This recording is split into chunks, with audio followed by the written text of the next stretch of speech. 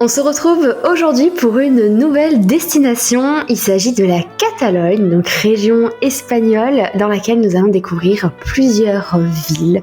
Un voyage un peu spécial puisque cette fois-ci il est dans le cadre de mes études et ce sont des études dans le domaine du tourisme. Donc c'est parti, on y va. Premier arrêt à Cadaqués, la ville en bord de mer. Pour y parvenir, il y a tout un chemin de montée, comme vous pouvez le voir dans la végétation, le paysage est vraiment joli. Et quand on arrive, comme vous pouvez le voir, on est dans des ruelles vraiment typiques. En plus de ça, on a eu la chance, nous, d'y aller au mois de novembre, donc déjà le temps était magnifique et il y avait beaucoup moins de touristes. Et ça, c'était vraiment sympa. Ici, il s'agit de l'église Santa Maria de Cadaqués, une très jolie église sur les hauteurs de la ville. L'intérieur est assez impressionnant et sur le devant de l'église, il y a une vue vraiment magnifique sur les hauteurs de la ville. Et si vous avez de la chance, comme on en a eu, il peut arriver qu'il y ait une personne qui joue de la musique devant l'entrée et franchement, ça donne une atmosphère vraiment chaleureuse à l'endroit.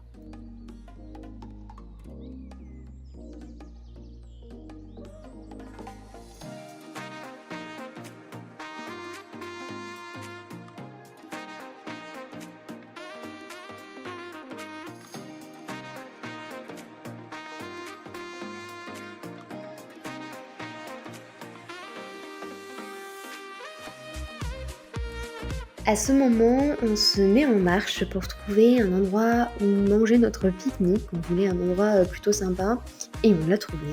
Pour le coup, donc c'est un endroit qui se situe proche de la maison de Dali à Cadaqués. Et comme vous pouvez le voir, le paysage était magnifique. Il y avait beaucoup de vent, mais la vue vraiment en valait la peine.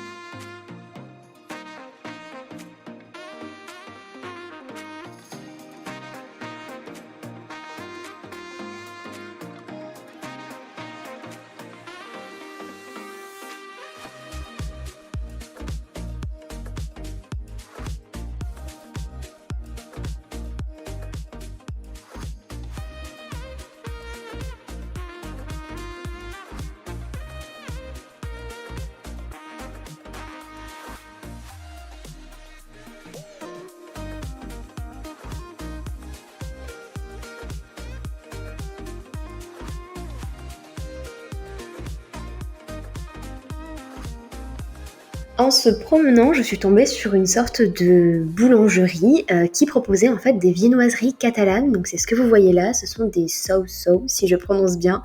C'est en fait une variante du chou à la crème français. Il a d'ailleurs été conçu à Gérone dans le but de rivaliser avec le chou à la crème français. Nous voilà devant la fameuse cathédrale de Gérone qui par chance était très bien exposée, ce qui n'est pas toujours le cas, mais aussi lieu de tournage de l'une des scènes de la série Game of Thrones. Mais la cathédrale n'est pas la seule à avoir servi de lieu de tournage. Ici, nous sommes au bain arabe et là aussi, une scène de la série culte s'y est déroulée.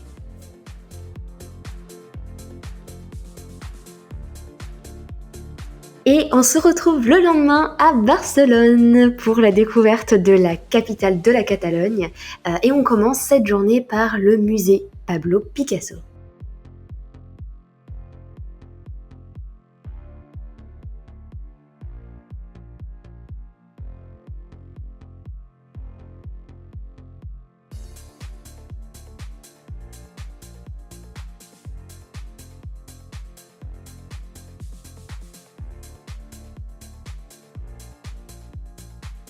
Le midi, direction la Boqueria, donc c'est un marché alimentaire où vous pouvez retrouver tout type de nourriture, que ce soit de la viande, du poisson, des fruits, des choses déjà préparées. Voilà, il y a de tout. C'est à la fois un marché où on peut acheter ses produits et où on peut manger aussi sur place. L'ambiance est assez sympa, mais alors je vais pas vous mentir, moi j'ai pas été fan de ce qu'on pouvait y manger. Je me suis pas régalée.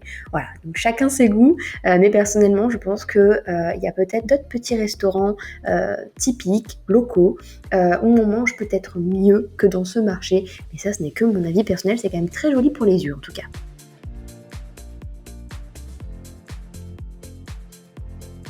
Vous l'aurez reconnu, je pense, nous sommes au Parc Güell avec un temps qui lui n'est pas du tout au rendez-vous.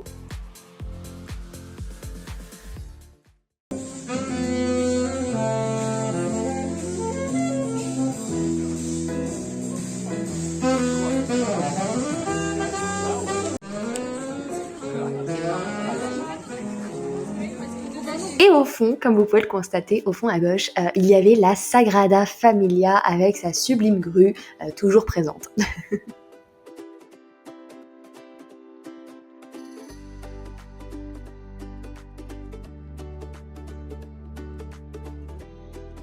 Nous voilà au sein de la Sagrada Familia. Je vous avoue qu'elle a été un véritable refuge, puisque au moment où on s'apprêtait à y rentrer, il s'est mis à grêler, mais vraiment de la très grosse grêle. Et du coup, ça tapait sur les vitres de la Sagrada, et donc il y avait une ambiance à l'intérieur vraiment particulière. Il y avait à la fois l'orage, en même temps on entendait taper la grêle, les grêlons sur les vitres. C'était vraiment très particulier comme ambiance, mais on a quand même eu la chance d'avoir de la luminosité qui rentrait au niveau des fenêtres, et franchement ça c'était chouette parce que ça faisait ressortir les couleurs d'une manière vraiment sympathique.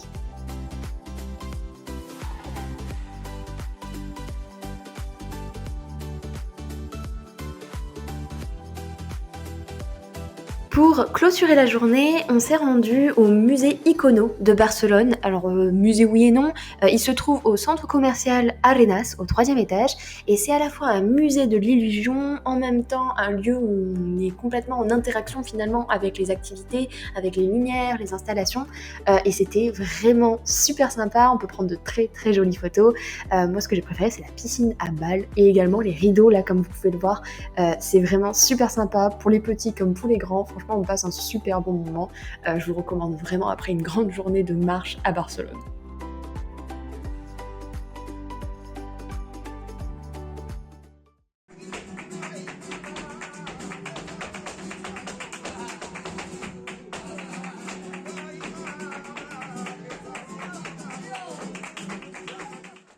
On enchaîne sur une deuxième journée à Barcelone. Comme vous pouvez le voir, le temps n'est toujours pas présent. Et là, nous nous trouvons devant la fontaine magique de Montjuïc. Alors, vu comme ça, elle ne paye pas de mine. Mais en réalité, lorsqu'elle est en activité, c'est un magnifique spectacle qui s'enclenche avec des jets d'eau, des effets de lumière, de la musique et parfois même un feu d'artifice. C'est une fontaine qui est très connue et qui attire énormément de monde.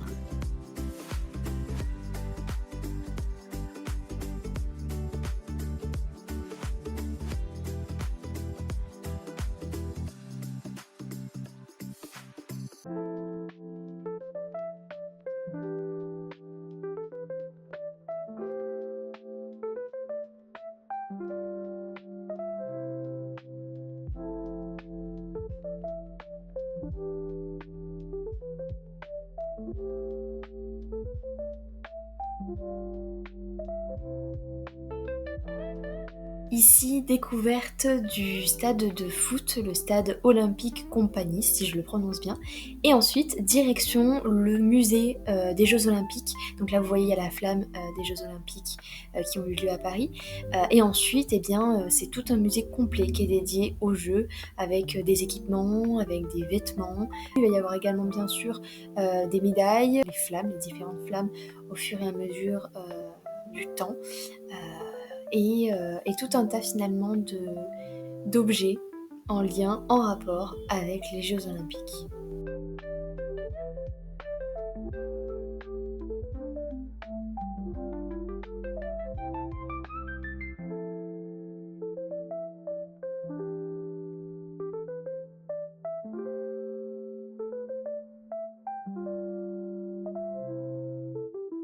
Ici, j'ai trouvé ça très sympa, c'est toutes les mascottes des Jeux Olympiques, donc dans le temps. Il y en a certaines qui sont sympas, d'autres qui sont un petit peu loufoques.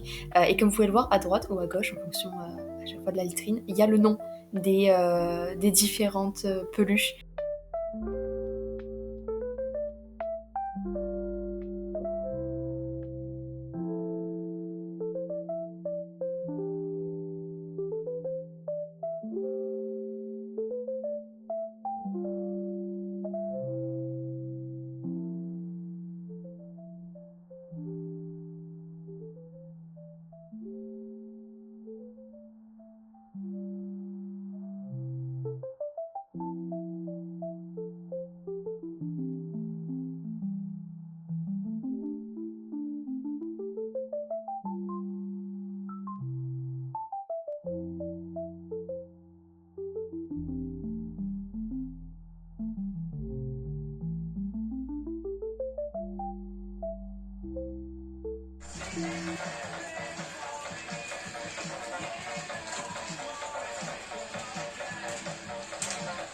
Nous voilà arrivés à Tarragone et comme vous pouvez le voir, l'hôtel est absolument magnifique. Vous allez comprendre un peu mieux juste après. Il s'agit de l'hôtel Loria, donc à Tarragone même, puisqu'on était vraiment à 2 pas du balcon de la Méditerranée. Vraiment très bel hôtel.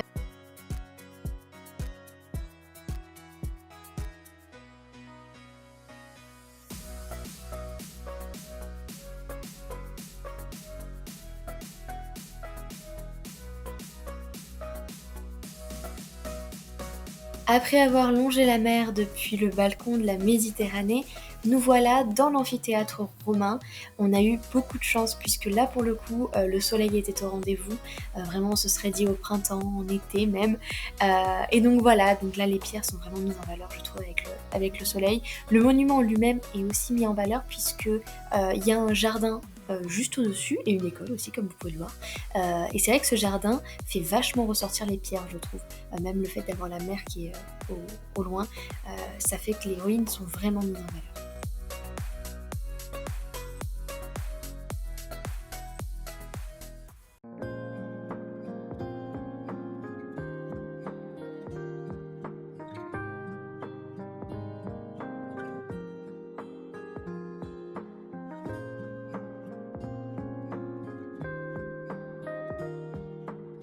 Ici, nous sommes sur les murailles de Tarragone.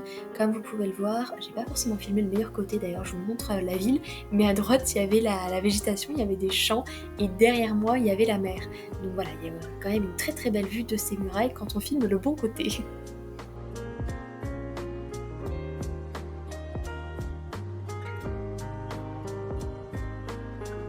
Alors là, changement d'époque, on se retrouve à la Casa Canals, donc comme vous pouvez le voir, une architecture très très belle. Et je vous conseille de monter sur le toit en fait de la maison. Le passage est un peu lugubre, on sait pas trop dans quoi on s'aventure, mais par contre la vue en vaut vraiment la peine.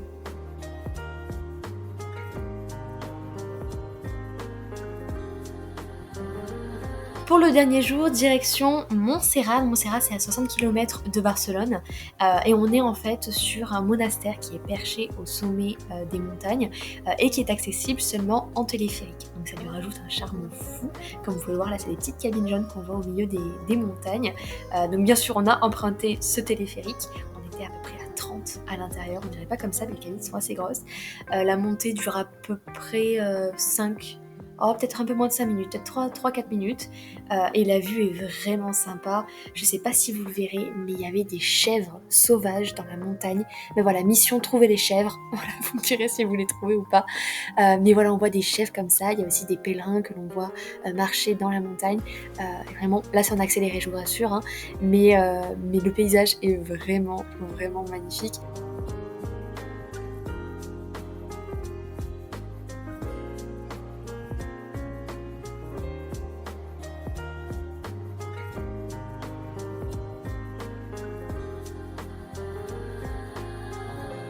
À cet endroit-là, il y a plusieurs boutiques et déjà il y a énormément de choix, ça fait beaucoup moins gadget pour touristes, les prix sont plutôt corrects et vraiment beaucoup, beaucoup de choix. Donc je vous conseille, si vous êtes de passage à Montserrat, que ce soit à l'aller ou au retour, de passer par là.